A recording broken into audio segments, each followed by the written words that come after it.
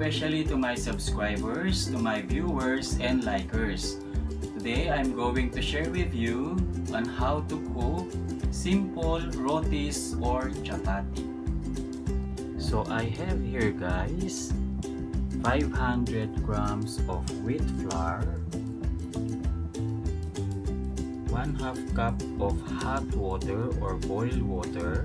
I use water, guys, in order for our rotis to be soft and not hard to tear. You can also use warm water.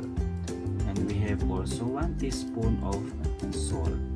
So this is our ingredients, guys. And now, guys, we're going to start making our roti. We're going to mix our salt. And of course, we're going to use a spoon because of our hot water.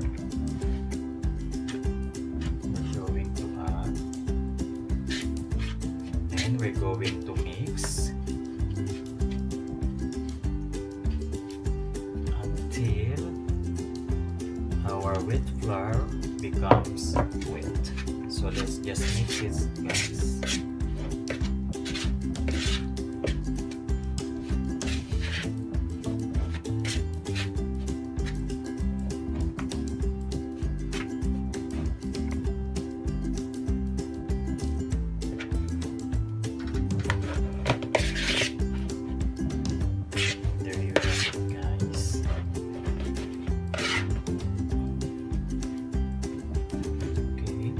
So let it cool for a while.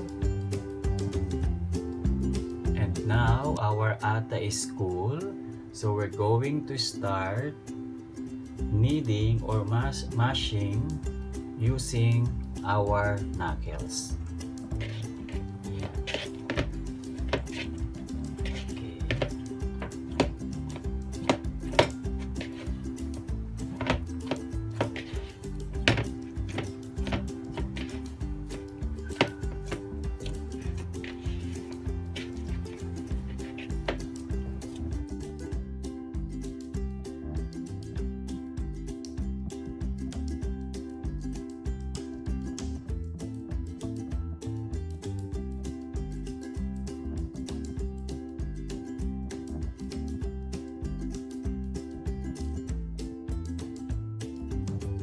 And now, guys, our dough is soft and crack free.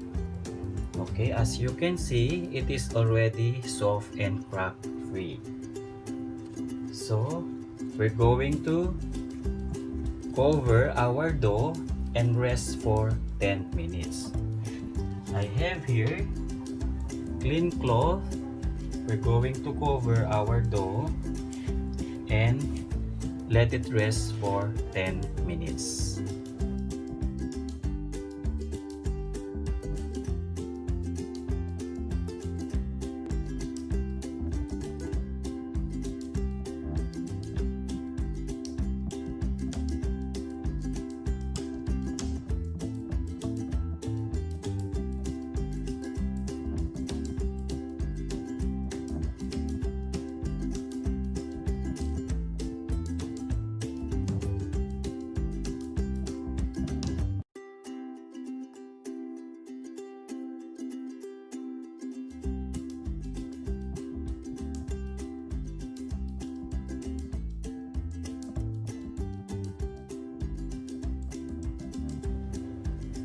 And now, guys, we're done making our roti balls. Where you have it. So we're going to use rolling pin to flatten our roti balls. So let's put extra flour here. And okay, we can use first like this, and of course our rolling pin to flatten our roti.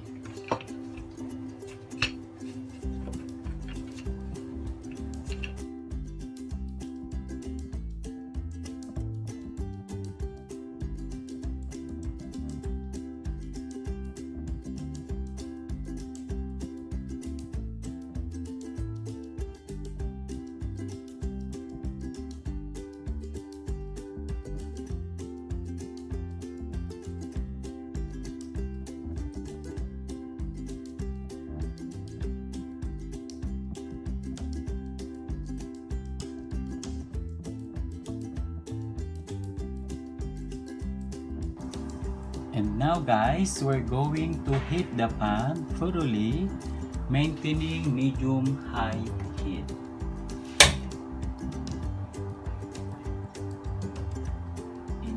And now our skillet is hot, so we're going to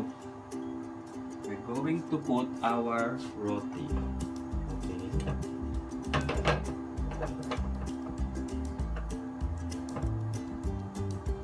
Let's cook for 10 seconds or just wait until your roti having a bubbles.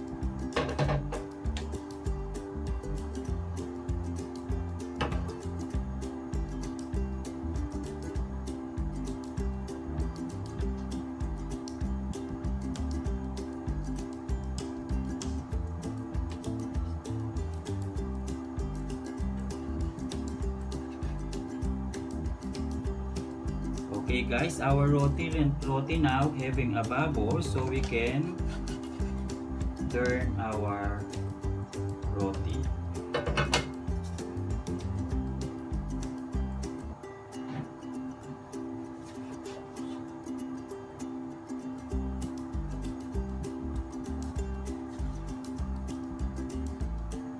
And now we're going to transfer in our high flame. There you have it guys, see? Our roti. Now,